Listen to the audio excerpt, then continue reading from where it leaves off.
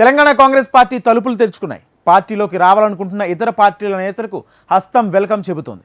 Operation Aakarsh speed పెంచిన అధిష్టానం శాసన మండలిలోనూ బలం పెంచుకునే ప్రయత్నం చేస్తుంది. ఇప్పటికే 4 బీఆర్ఎస్ ఎమ్మెల్యేలను కాంగ్రెస్ పార్టీలో చేరగా అదే బాటలో నడుస్తోంది ఎవరు? హస్తం గూటికి చేరాలనుకుంటున్న నేతలు ఎవరు? పార్టీ మారాలనుకుంటున్న నేతలను రారమ్మని పిలుస్తుంది ఎవరు? Watch it. Congress party operation Aakarsh speed పెంచింది. శాసనసభ మండలిలో బలాన్ని పెంచుకునేందుకు తీవ్రంగా ప్రయత్నిస్తోంది. అందుకు తగ్గట్టుగా పార్టీలో బడా నేతల ఫిరాయింపులను ప్రోత్సహిస్తున్నట్టు తెలుస్తోంది. ఎమ్మెల్యేలతో పాటు ఎమ్మెల్సీలను పెద్ద ఎత్తున కాంగ్రెస్ పార్టీలో జాయిన్ చేసుకోవడానికి స్కెచ్ వేస్తోంది. పార్లమెంటు ఎన్నికల ముందు ఫస్ట్ ఇన్నింగ్స్ మొదలు పెడితే ఎంపీ ఎన్నికల తర్వాత సెకండ్ ఇన్నింగ్స్ స్టార్ట్ చేసింది. మొదటి ఇన్నింగ్స్ లో తెల్లం వెంకట్రావు, కడియం శ్రీహరి, దానం నాగేందర్ లాంటి వాళ్లు జాయిన్ అయితే సెకండ్ ఇన్నింగ్స్ లో సంజయ్, కాళీ యాదయ్య, పోచారం శ్రీనివాసరెడ్డి జాయిన్ అయ్యారు. అప్పటికే 2 ఎమ్మెల్సీలు కూడా జాయిన్ అయ్యారు. అసెంబ్లీ సమావేశాలలోపు పెద్ద ఎత్తున ఎమ్మెల్యేలు, ఎమ్మెల్సీలు జాయిన్ అయ్యే అవకాశం ఉన్నట్టు తెలుస్తోంది. అసెంబ్లీ ఎన్నికల్లో కాంగ్రెస్ పార్టీ నుంచి 64 మంది గెలిస్తే 39 మంది బీఆర్ఎస్ పార్టీ ఎమ్మెల్యేలు గెలిచారు. అందులో ఒక బీఆర్ఎస్ ఎమ్మెల్యే కారు యాక్సిడెంట్ లో చనిపోయారు. అక్కడ జరిగిన ఉప ఎన్నికలో కాంగ్రెస్ పార్టీ గెలిచింది. దాంతో కాంగ్రెస్ పార్టీ ఎమ్మెల్యేల సంఖ్య 65కు పెరిగింది. అసెంబ్లీ ఎన్నికల తర్వాత బీఆర్ఎస్ నుంచి కాంగ్రెస్ పార్టీలోకి 6 ఎమ్మెల్యేలు జంప్ అయ్యారు. దాంతో బీఆర్ఎస్ పార్టీ ఎమ్మెల్యేల సంఖ్య 32కు చేరింది. ఇక మండలిలో 29 మంది ఎమ్మెల్సీలు ఉంటే 2 బీఆర్ఎస్ నుంచి కాంగ్రెస్ లోకి జంప్ అయ్యారు. దాంతో మండలిలో 27 మంది ఎమ్మెల్సీలుంటే కాంగ్రెస్ పార్టీకి మండలిలో 4 ఎమ్మెల్సీల సంఖ్య కాస్త 6కు చేరుకుంది. ప్రస్తుతం అసెంబ్లీలో కాంగ్రెస్ పార్టీకి 70 మంది ఎమ్మెల్యేలు, మండలిలో 6 కాంగ్రెస్ ఎమ్మెల్సీలు ఉన్నారు. ముఖ్యంగా ఉమ్మడి నిజామాబాద్, ఆదిలాబాద్, గ్రేటర్ హైదరాబాద్ పైనే రేవంత్ రెడ్డి ఫోకస్ చేసినట్టు తెలుస్తోంది. ఈ 3 ప్రాంతాల్లోనే పార్లమెంట్, అసెంబ్లీ ఎన్నికల్లో వైఫల్యాలను చవిచూసింది టీ కాంగ్రెస్. దీంతో ఈ 3 ప్రాంతాల్లో పార్టీని పటిష్టం చేయడం కోసం చేరికలు తప్పనిసరని భావిస్తున్న హస్తం పార్టీ ఆ దిశగా స్పీడును పెంచేసింది.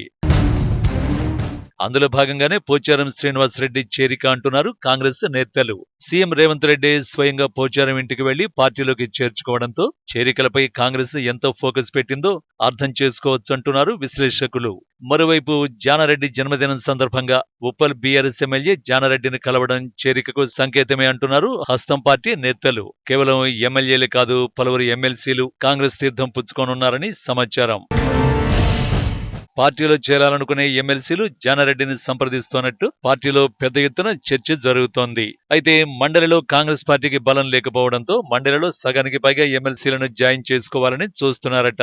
అయితే ఇప్పటికే మండలి చైర్మన్ గుత్తా సుఖేందర్ రెడ్డి కొడుకు అమిత్ రెడ్డి కాంగ్రెస్ పార్టీలో జాయిన్ అయ్యారు. ఇలా అసెంబ్లీ సమావేశాలలోపు పెద్ద ఎత్తున ఎమ్మెల్సీలు కాంగ్రెస్ పార్టీలో జాయిన్ అవుతారని సమాచారం. ఇప్పటికే బీఆర్ఎస్ పార్టీ ఎమ్మెల్సీలను జాయిన్ చేసుకోవడం కోసం ఉమ్మడి జిల్లాల వారీగా మంత్రులు బీఆర్ఎస్ ఎమ్మెల్సీలతో మంతనాలు చేసినట్టు సమాచారం. ఇదిలా ఉంటే ఈ మధ్య దానం నాగేందర్ వ్యాఖ్యలు రాజకీయ వర్గాల్లో పెద్ద ఎత్తున చర్చ జరుగుతోంది. తలసాని, మాగంటి గోపీనాథ్, అరికెపూడి గాంధీతో పాటు పలువురు బీఆర్ఎస్ నేతలంతా కాంగ్రెస్ కండువా కప్పుకోవడానికి సిద్ధంగా ఉన్నారని, అయితే హరీష్ రావు మాత్రం వారందరినీ బీజేపీలోకి తీసుకువెళ్లే ప్రయత్నం చేస్తున్నారని దానం అన్నారు. కానీ ఎమ్మెల్యేలు పెద్ద ఎత్తున కాంగ్రెస్ లో చేరేందుకే మొగ్గు చూపుతున్నారన్నారు దానం. దీంతో గ్రేటర్లో చేరికలు ముమ్మరమయ్యే అవకాశం ఉందనే చర్చ గాంధీ భవన్ వర్గాల్లో నడుస్తోంది. మండలిలో కాంగ్రెస్ పార్టీకి బలం లేకపోవడంతో మెజారిటీ ఎమ్మెల్సీలను కూడా పార్టీలో జాయిన్ చేసుకోవాలని చూస్తున్నారట. ఇప్పటికే మండలిలో 29 మంది బీఆర్ఎస్ పార్టీ నుంచి ఉన్నారు. కాంగ్రెస్ పార్టీకి 6 ఎమ్మెల్సీలు ఉన్నారు. ఇవన్నీ ఒక ఎత్తు అయితే గతంలో కేసీఆర్ ఫార్ములానే ఇప్పుడు రేవంత్ రెడ్డి అమలు చేస్తున్నారని, 2014లో టీడీపీ కాంగ్రెస్ ఎమ్మెల్యేలను, 2018లో కాంగ్రెస్ ఎమ్మెల్యేలను కేసీఆర్ తన పార్టీలో చేర్చుకున్నట్లే ఇప్పుడు రేవంత్ రెడ్డి కూడా బీఆర్ఎస్ ఎమ్మెల్యేలను తన పార్టీలో జాయిన్ చేసుకోవాలని అనుకుంటున్నారట. సంఖ్యాపరంగా మరింత బలపడాలని చూస్తున్నారట.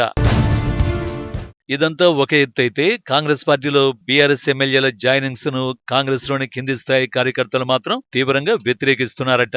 10 ఏళ్ల పాటు బీఆర్ఎస్ ఎమ్మెల్యేలు, నాయకులు కాంగ్రెస్ కార్యకర్తల్ని, నేతలని కేసులతో జైళ్లలో పెట్టి వేధించిన బీఆర్ఎస్ నేతల్ని ఇప్పుడు కాంగ్రెస్ పార్టీలో ఎలా జాయిన్ చేసుకుంటారని ప్రశ్నిస్తున్నారట. బీఆర్ఎస్ నుంచి కాంగ్రెస్ లోకి వచ్చిన నేతల నియోజకవర్గాల్లో కాంగ్రెస్ పార్టీ కార్యకర్తలు పెద్ద ఎత్తున నిరసన కార్యక్రమాలు చేస్తున్నారట. పోచారం శ్రీనివాసరెడ్డి, సంజయ్, కాళీ యాదయ్య నియోజకవర్గాల్లో ఇప్పటికీ కాంగ్రెస్ పార్టీ కార్యకర్తలు ధర్నాలు, నిరసనలు కంటిన్యూ చేస్తున్నారట. దీంతో చేరికలపై గాంధీ భవన్లో తలకో మాట మాట్లాడుతున్నారు. ఒకరు చేరికలు మంచిదే అంటుంటే కొంతమంది సీనియర్లు మాత్రం ప్రజలు మనకు మంచి మెజారిటీ ఇచ్చారు, మళ్లీ బీఆర్ఎస్ నుంచి ఎందుకు తీసుకుంటున్నారని బాహాటంగానే విమర్శిస్తున్నారట. కేసీఆర్ పతనానికి మొదటి కారణం ప్రతిపక్ష పార్టీ ఎమ్మెల్యేలను జాయిన్ చేసుకోవడమే అని, రాష్ట్రంలోని ప్రతిపక్ష పార్టీ అంటూ లేకుండా చేయాలనుకున్నారని, అందుకే కేసీఆర్ ఓడిపోయాడనే చర్చ రాజకీయ వర్గాల్లో జరుగుతోందట. భవిష్యత్తులో రేవంత్కు కూడా అదే పరిస్థితి ఎదురవుతుందని అంటున్నారట. చూడాలి మరి, హస్తం పార్టీ నేతల సూచనలు పరిగణనలోకి తీసుకుని అధిష్టానం చేరికలపై ఆంక్షలు విధిస్తుందో లేక వచ్చిన వారిని వచ్చినట్లు చేర్చుకుంటుందో.